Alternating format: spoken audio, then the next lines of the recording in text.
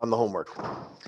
So we'll just go page by page. So we're on first page. Any questions on numbers 1 or 2? Hold on. Morning, teachers and students. At this time, all ninth graders should be reporting to their testing locations. They should have received their testing pass and should be heading to their testing locations. Thank you. All right. As far as anything goes, like drawing the picture, setting up the geometry part of this, and then actually doing the integral. Go ahead.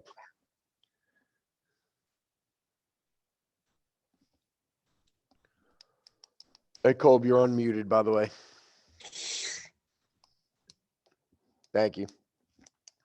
All right, we're good on 1 and 2. All right, let's go to 3 and 4. Questions on 3 and 4.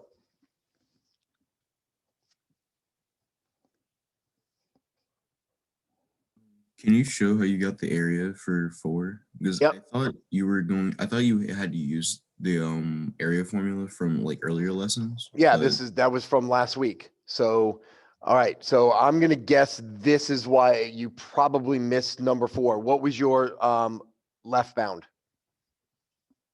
Like you it was it in your was the integral. equation. You're right. But what did you use down here in your integral? Oh, What number? 0 and 1. Yeah, that's where you went wrong. That does not intersect at 1, but it certainly looks like it does, doesn't it? We cannot trust graphs on calculator problems, okay? So when you actually go graph both of these things in your calculator, you find that they intersect at 0.941. And so that I would have just called this A and stored it into my calculator. I'll call it little a. And that's the problem, what you did. And then you probably did everything else right. E to the negative x squared minus 1 plus cosine x dx. Okay. So if it is a non-calculator problem, they have to give you the intersection. Okay, if it's a non-calculator. And we're going to assume that if they don't write down a number, it intersects where we think it intersects on the graph. We can just match up grid lines. Okay. But if it's a calculator, you cannot necessarily trust it. Okay. And think of this.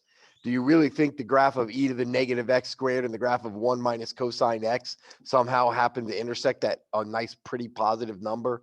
Because they're both ugly functions, right? With mostly decimal answers. Okay, so that's kind of like the clue, but I'm pretty sure that's probably where you went wrong. Am I correct? Yeah, it is. Yeah, because everything else is probably right. And then obviously on volume, you have to do the same thing. So you're going to miss the volume if you don't have 0 to a here, and then it's going to be the same thing except that function squared. E to the negative x squared minus 1 plus cosine x squared dx is how that one would be set up.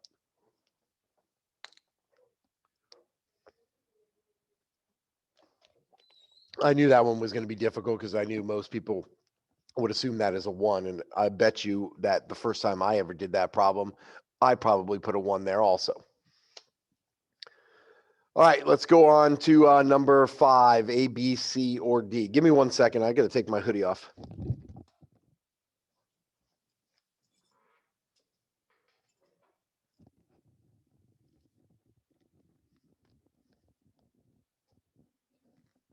Can you do A and B? Yeah. Okay. So find the area of R. So it's this whole thing. So here's what we have to understand about this. Okay.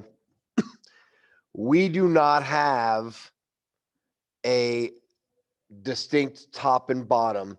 We do have a distinct right and left, but the problem is here it's telling me I have to use vertical rectangles, meaning I'm going to use a pencil here for this, meaning that I'm going this direction with all these rectangles, right? I'm putting an infinite number of rectangles in here. Okay.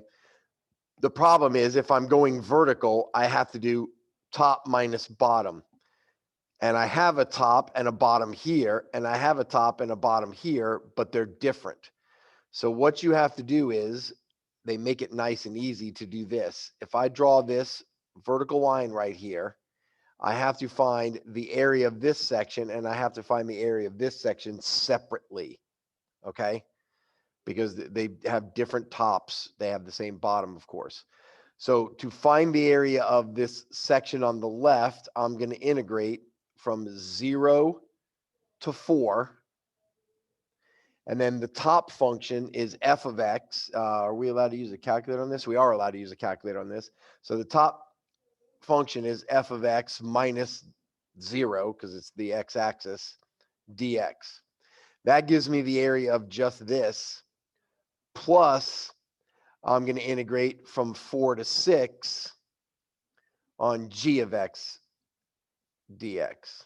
So that's how I set up A. And then I'm going to erase this.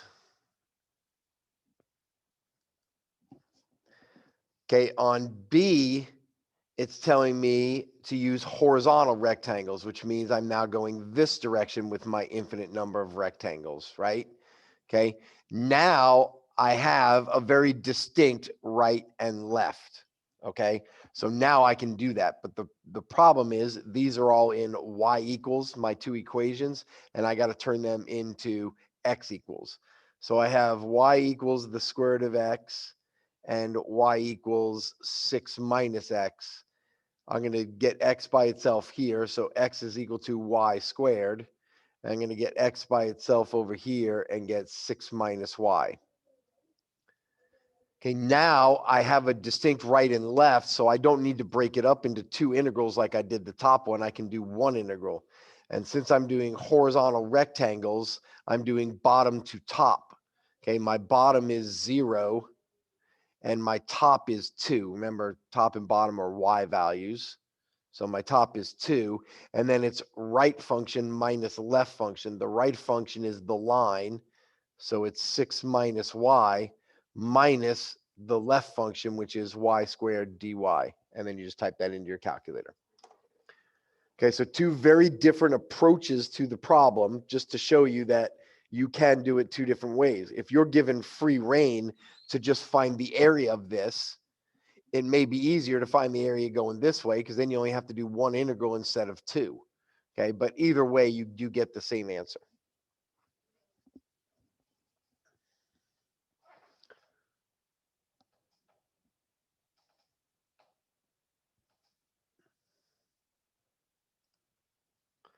All right, anything else? Could you go over D, please? Yes.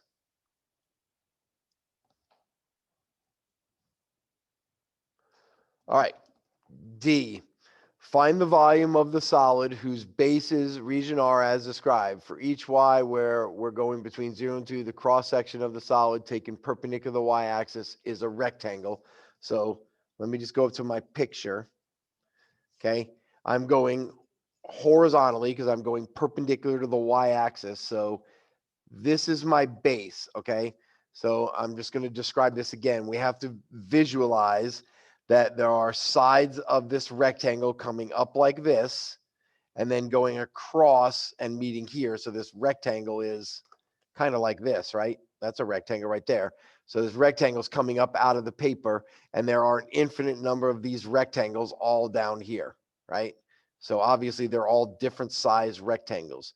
And the whole point of calculus is we're changing the size of the base and the height on every rectangle, but calculus takes care of that. And it finds the area. If you just do the general formula of the area of one rectangle, it adds them all up. Okay, so down here, I'm going to make the base of my rectangle. Okay, this right here, this dark part is this dark part here, and the rest is what's coming up. I'm sorry. This dark part is the base of this right here. And then the rest of this rectangle is what's coming up out of the paper. Okay, so hopefully we can visualize that. We need to find the length of this segment. It doesn't matter where that segment is. If that segment's here, if that segment's here, if that segment's here, it has, functionally, it has the same distance, right? When we do it in terms of a function, and then when we plug in numbers, we obviously get different values, okay? The function is the right side minus the left side. Okay, think of it this way. If I just wanted to find the distance between these 2 points and say, let's say this point is at 5 and this point is at 1, How do I find the distance? I do this minus this. 5 minus 1 is 4. So the distance from here to here would be 4. Well, we have functions. So it's this function minus this function. But remember, we are going horizontally. So we are using these two functions right here that we did in B. We're not using the original ones, y equals square root of x and y equals 6 minus x. Okay, so the length of this is 6 minus y squared.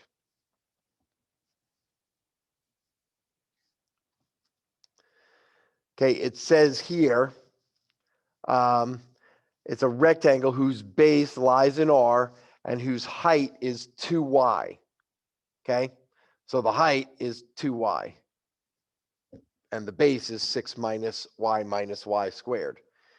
The area of a rectangle is base times height, so 2y times 6 minus y squared. So to find my volume, I'm going to integrate. It told me what numbers I'm integrating from 0 to 2 on y.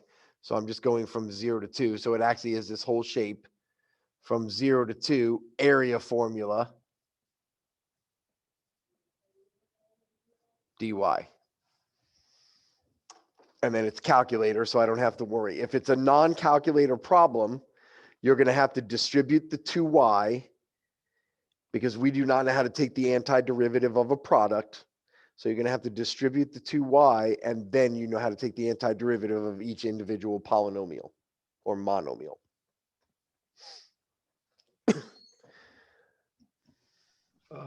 Can you do this the drawing part of C? Okay, so we are perpendicular to the x-axis, so I'm going to get rid of this picture right here, right? Okay, we're perpendicular to the x-axis. The problem here lies that I have to do two different integrals, right? I have to do the integrals from here to here and then from here to here because we're using two different functions. We're only using this function from 0 to 4 and we're using this function from 4 to 6. Okay, so you also have a semicircle here. Okay, so you have to draw two semicircles. The top one that I'm going to draw is going to be this one on the left, and then the bottom one I'm going to draw is going to be the one on the right. Okay. So the distance from here to here is y, and in this particular problem, y is equal to the square root of x. So this diameter is the square root of x. And then this diameter, this bottom one, the semicircle that comes out of here, is y, and in this problem, y is 6 minus x. Okay, these are diameter formulas, okay, or these are diameters. You can do one of two things. You can divide both of these by 2 and then just do pi r squared is the area, or you can memorize the formula knowing what the diameter is, okay, and it's on the front page, but the area of this is pi times the diameter squared over 8. And the area of this is pi times the diameter squared over 8. I'm not going to do anything with this one, but I can do something with this one. The square root of x squared is just x. So this is pi x over 8. I'm going to leave this one like it. I'm not going to, since I'm allowed to use my calculator, I'm not going to FOIL this. If I had to do this problem as a non-calculator, I do not know the antiderivative of that. So, I mean, it's harder because you got a chain rule. So I would probably just FOIL this out and then do the antiderivative of each monomial. It'd be a lot easier. And you pull the pi 8s out front. Okay, so now we have to set up two different integrals. We have to set up the integral to find the volume of this. So it's going to be from 0 to 4. And then pi x over 8 dx. Plus now the integral from 4 to 6, pi times 6 minus x squared over 8 dx. And then you're just going to type that all into your calculator and get your answer.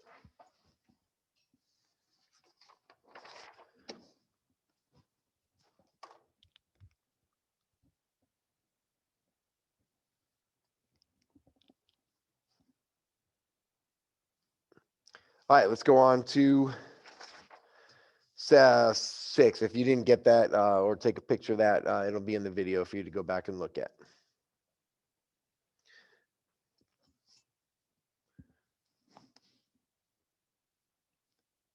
All right, do I have any questions on 6? Setup. We'll just assume that these are all calculated. It doesn't say it's not. Yeah, may you go over that, please? Number 6. Yes. All right, a solid has its base in the region bounded by the line x plus y equals 4. Okay, we don't know how to graph when we're in x plus y equals form, so we turn this into y equals negative x plus 4. And that is a line with a slope of -1 and a y-intercept of 4. So we're going to go through this point, and we're going to go like that. That's the graph negative x plus 4. By the way, this also is 4. And then we're bounded by x equals 0, which is the y-axis, and y equals 0, which is the x-axis. So we're talking about the volume of a shape that is going to be built inside this triangle. Okay, the cross sections are perpendicular to the x-axis. That's that. And it's an equilateral triangle, which obviously the equilateral triangle is the hardest one. Okay, I didn't even draw the proper triangle. The equilateral triangle is this, where all 3 sides are the same. Okay, but if you memorize the formula that I put on the front page, okay, then this shouldn't be so hard. The hardest part is now finding this base. Well, this base is just the y, and y is negative x plus 4. So the base of any of these triangles, whether it's this triangle, or this triangle, is negative x plus 4. Okay, the area for an equilateral triangle is radical 3 over 4 times, and you can put it in the numerator because I think on the front I put it in the numerator, the base squared.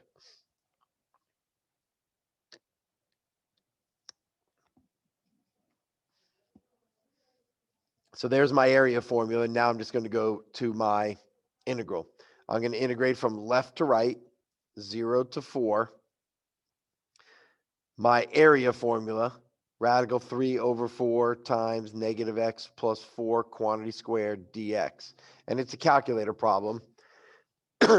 So I'm not going to worry about that I can't take the antiderivative of this because the calculator is going to do it for me.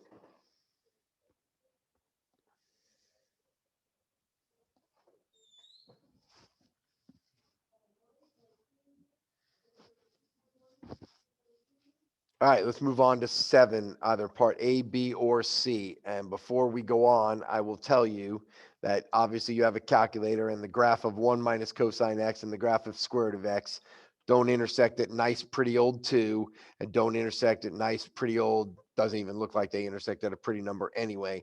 I ended up calling this A and this B, so when we actually go through the problem, that's what I called them. All right, questions on, let's just start with A. Do I have any questions on the area? And we're doing the area of all of it, R and S.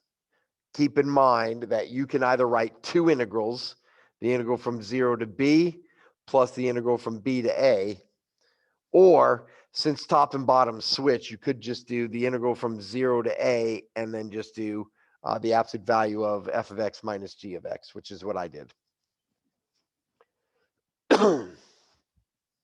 All right, so questions on B or C?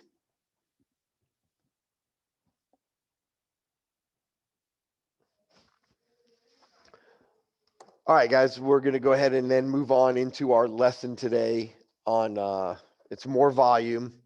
I'm hoping that you guys can see my visual because I do have a little bit of a visual for you today.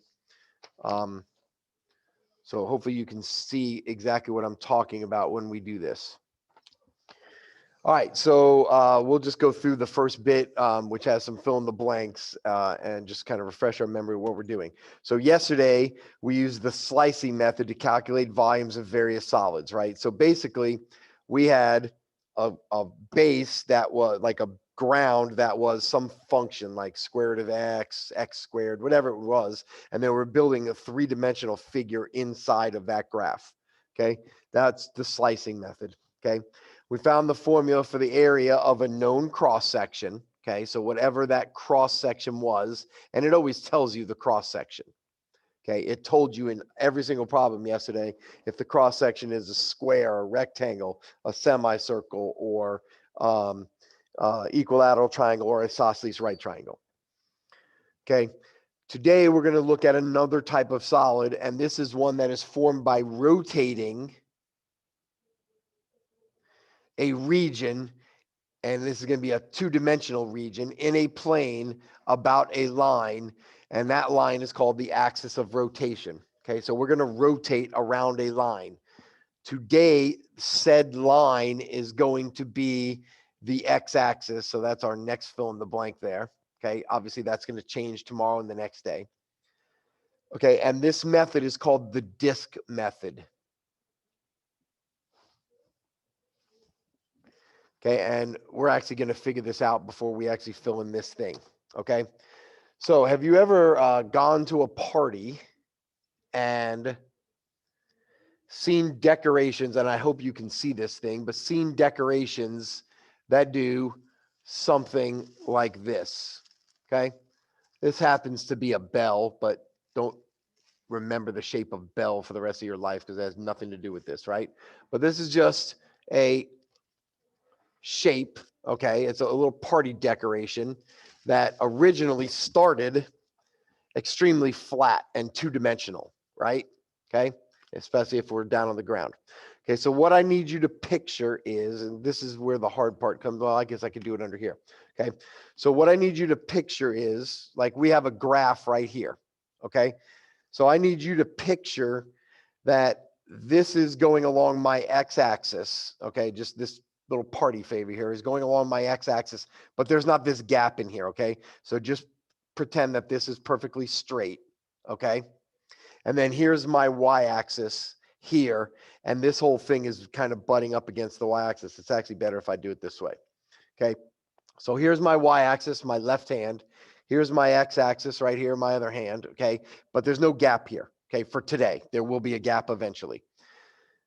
Okay, and this is sitting flat right in this area. So this whole thing right here is this shaded area, obviously different shape, right? And what we're going to do is we're going to rotate about the x-axis. So this is going to come up out of the paper. It's going to rotate around. It's going to hit down here in quadrant 4, but then it's going to go into my desk and come back around and touch back to the other side. Very similar to what I'm about to do here, okay? It's going to come up out of the paper, right? It's going to hit the y-axis, and then it's going to keep going. So we end up with it going in like this, okay? So now, okay, I hope you can see this. This flat piece right here, okay, is up against my y-axis, okay? So my y-axis, let's say, is this line right here. This is right up against my y-axis, and I have this shape sticking out, okay? And if you're looking at the shape from the side view, or you're looking down the x-axis, you're looking at it like this. And if I cut this with a knife right here, what is the cross section on the inside going to be? Go ahead and just shout out your answers. Meaning, what is this shape right here in front? Or what is this shape on the backside right here? We can't see. Semicircle? Okay, not okay. First, I heard I can't see. I hope you can. I'm trying to do my best here. My camera's not that big, so hopefully you can see this. I'm talking about this whole shape right here. Not a semicircle, but awfully close. What is it? Is it a circle? It's an actual full circle. Okay, it's a full circle. Okay, and every Mr. Masano, we Yeah. can't see it. okay. So I'm just saying it's just like this. Can you see? You can see in my camera here. I got the thing up there a little bit. No, sir. How's that? We still can't see it. We can see like the Oh, side of your I know picture. why. I know why. I'm looking at myself in my camera. Here we go. Okay, let me point this up. This is hard because it's like this. Okay, it's this shape. Let me grab this a little better. It's that shape right there. Okay, and that shape is this circle right here. Okay, so you're looking at it down the x-axis. Trying to get this better here. You're looking at this down the x-axis, just like that, okay? From a side view, it looks like this. Okay, like if you were looking at from the top of the paper, it would look like this, but from the side view, it would look like this. And this shape is a circle right here, okay? So the point here is this, and obviously the visual is not the best when you're trying to do it on a camera here, okay? Is this. I'm rotating this all the way around, and if I sliced it right here and then looked inside, it would make a circle. So I'm actually going to draw this so it's not shaded for a second, okay? So this is what we look like right here, okay? And this whole graph is going to rotate around and then back around to itself. So out of the paper, over the top here, down to here, and then back into my desk, and then back up. So what's happening is we're doing this. We're rotating like that. So if I cut this shape, it makes a circle on the inside. Does that picture help a little bit there? Yeah, it Yes, does. sir. Okay, good. Okay, so when we are rotating and we're doing about a line, whether that line is the x-axis, whether that line is going to be the y-axis tomorrow, or whether that line is going to be over here or that line is going to be up here, okay, it doesn't really matter other than when we move the line, it changes the problem a little bit. We'll talk about that in days to come.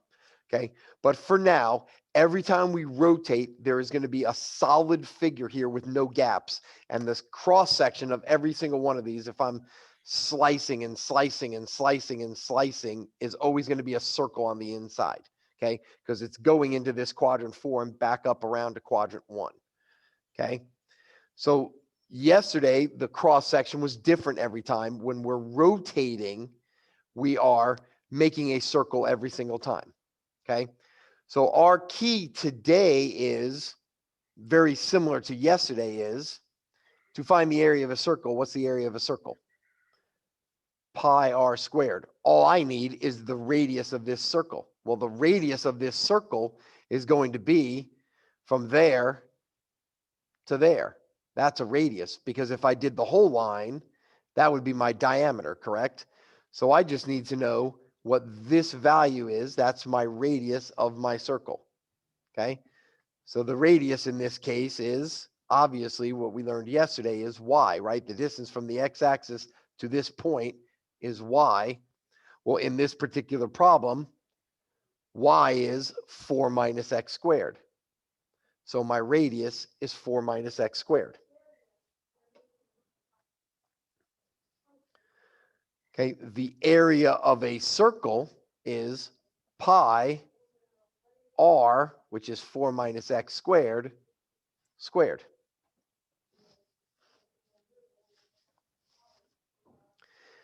To find the volume of said shape, we do the integral of our area formula, dx, and that's what it's saying right here, okay? To find the volume, we integrate from left to right, pi r squared, or we could pull the pi out, okay? And eventually we do pull the pi out, but if it's a calculator problem, there's no need to pull the pi out. If it's non-calculator, then we would want to pull the pi out. Okay, so we're going to integrate from left to right, so from 0 to 2, area formula, dx.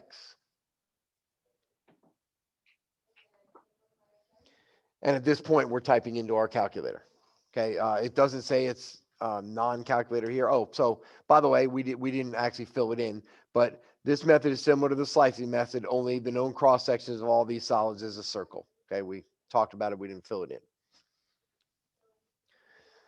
All right, so I go type this into my calculator. Math, option 9. We're integrating from 0 to 2. I'm going to put the pi in here. And then 4 minus x squared dx. And I get an answer of 53.617.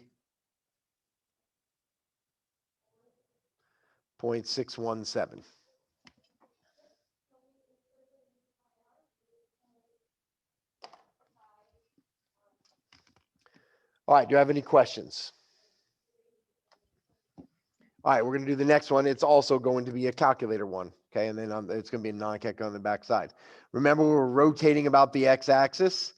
So this is gonna come around. It's gonna be my circle like so, right? Now, don't picture this circle flat, two-dimensional. Picture this as it's on its side, right? We're actually only seeing that part of the circle, but three-dimensionally, we're seeing that it's that, right? But it's going sideways, okay?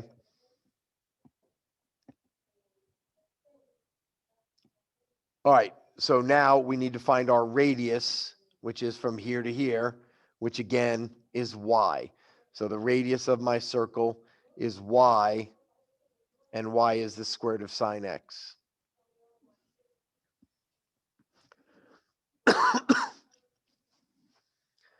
Okay, so the area of a circle is pi square root of sine x squared, or simply pi sine x. That's my area formula.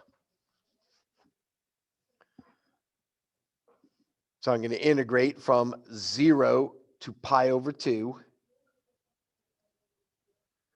Area formula dx.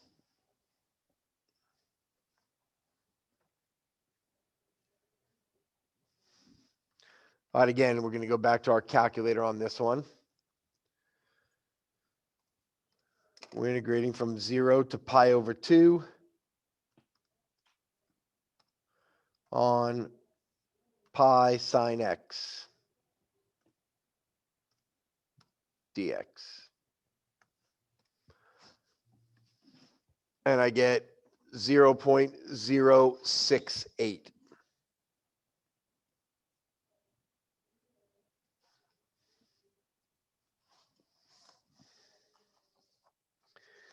All right, so on the next two, we're going to make them non-calculator just so we can keep our skills of taking antiderivatives up, and plus this next one. It's going to take a little bit of thinking. Any questions so far? All right, there's only two more to do, okay? Sketch the region bounded by the graph of the given equation. Find the volume of the solid generated by revolving R about the x-axis non-calculator. Okay, so I have the graph. I don't know why I just did that. I have the graph of tangent x from 0 to pi over 4.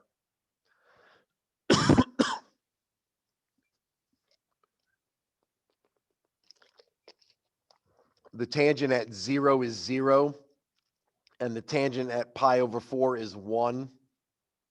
And if you don't remember, the graph goes like this, and then like that. So we're just looking at this part of the graph right there.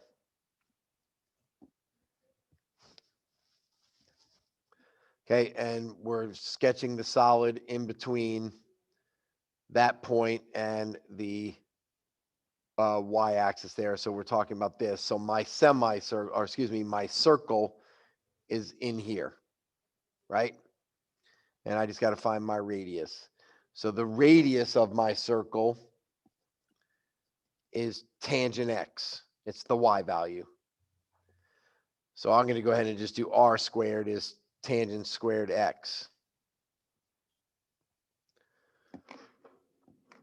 So area is pi tangent squared x, or pi r squared. Now the calculus. Go ahead. Why'd you square the R? This, because the formula for the area of a circle is pi r squared. Right? So I got to square r at some point. So whether I square r now or I square r when I actually get to the area formula, what's the difference, right? I could have done this. I could have said area equals pi tangent x squared, which is tan squared x. Does that make sense? Yeah.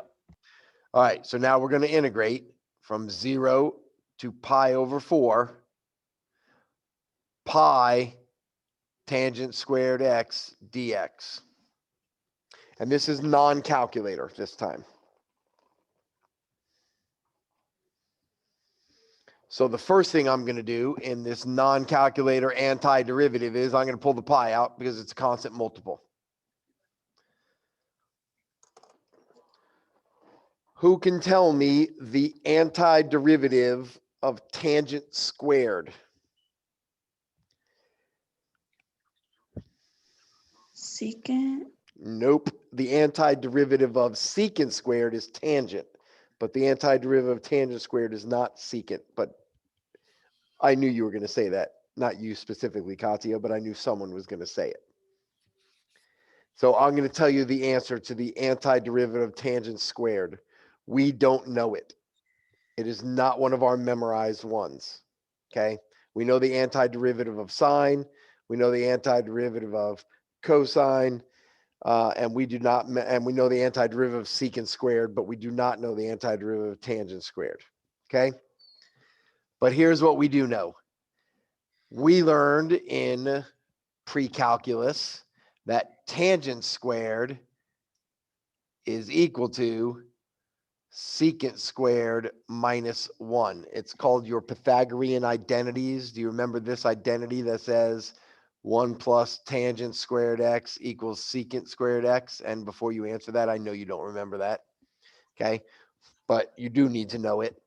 Okay. And then I can turn tangent squared into secant squared minus 1. Guess what I do know the antiderivative of? I know the antiderivative of secant squared, and I know the antiderivative of 1. So the antiderivative of secant squared is tangent. The antiderivative of -1 is negative x. And we are going to evaluate that from 0 to pi over 4.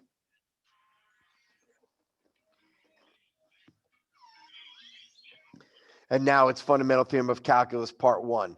It's plug a pi over 4 into these x's, and then it's plug a 0 into these x's. So it's pi times the tangent of pi over 4 minus pi over 4 minus pi times the tangent of 0 minus 0. And this 0 is in parentheses, and this pi over 4 is in parentheses. So we don't do pi over 4 minus pi over 4 first. Okay, this is just fundamental theorem of calculus part 1. F of B, plug it pi over 4 in, minus f of A, plug a 0 in.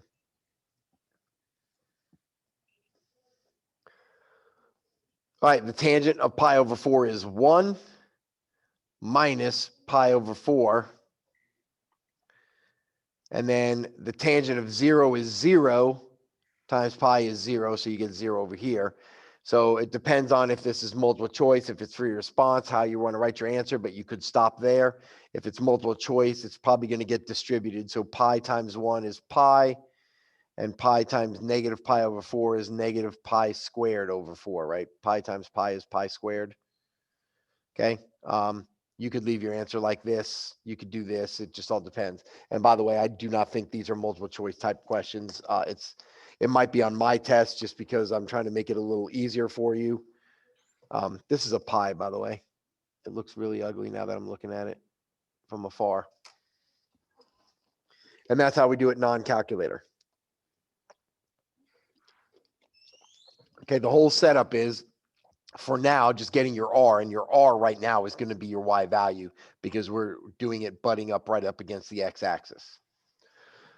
Okay, so the last one, number 4, we have the graph Y equals X squared, and we're going from 1 to 2. So we know that that looks like this, and we're going from 1 to 2.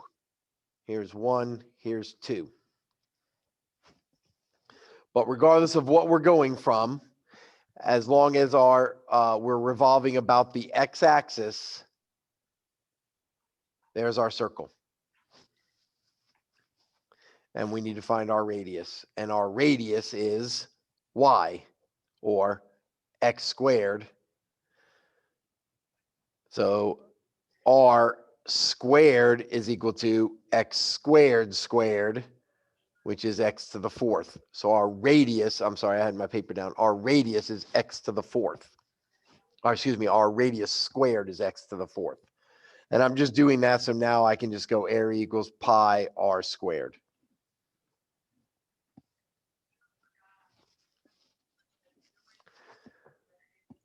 We are integrating from 1 to 2 on pi x to the 4th dx.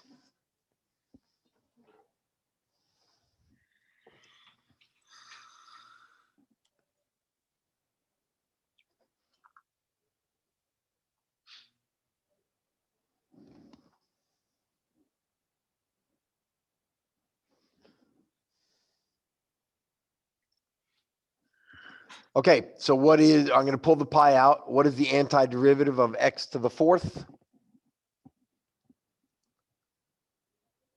1/5 x 5th. That is correct. 1/5 x to the fifth from 1 to 2. And now it's just plug it in. So it's pi times 1/5 2 to the fifth minus pi, I should put these in parentheses, times 1/5 1 to the fifth. So 2 to the fifth is 32. So this gives me 32 pi over 5. 1 to the fifth is 1 times pi is pi over 5. So 32 pi over 5 minus 1 pi over 5 is 31 pi over 5. Okay, final answer. Okay, obviously, when you take these one thing at a time, cross sections is what we did yesterday. Now rotating around the x-axis, tomorrow rotating around the y-axis, the next day rotating around some horizontal line out in space or vertical line out in space. Okay, when you do that individually, it's obviously a lot easier, but we got to make sure we understand what the problem is telling us. Okay, so if it says cross section, you're going to be making a square, a equilateral triangle, a isosceles triangle, a semicircle, something like that, which we did yesterday. Today, we're not making the cross section, but we know the cross section is a circle because we're rotating. So as soon as you see rotating, you know the cross section is a circle every time, not a semicircle, a full circle. Okay, because we're going to keep going around inside, out of your paper, back to the other side of your paper, into the desk, back out from the other side. Okay, so you're rotating inside. Okay, and so we have to understand the picture, and then the picture is going to get a little different once that horizontal or vertical line, once we move off of the X or the Y axis, the circle becomes a little different, and I'll explain that obviously when we get there. Okay. All right, do I have any, I do not know the exact date of our test. It is not going to be this week. And I know that next Tuesday, we're not going to have class because I have to proctor the SAT. Okay, so next Tuesday, we're either going to work on an FRQ, so you'll just do that on your own, or you're going to work on the test review, and we're going to have our test sometime next week. Okay, like maybe Thursday or Friday. Okay, I'm just going to do one test, calculator and non-calculator. If it's non-calculator, you have to obviously show all your work and your antiderivatives. If it's calculator, then I just need you to write your integral and then just type in and get the answer. Okay. So we'll do that next week sometime. We should wrap up sometime by Friday with all this in this chapter, depending on how much time we get. Okay. If no questions, have a great day, and I will see you tomorrow.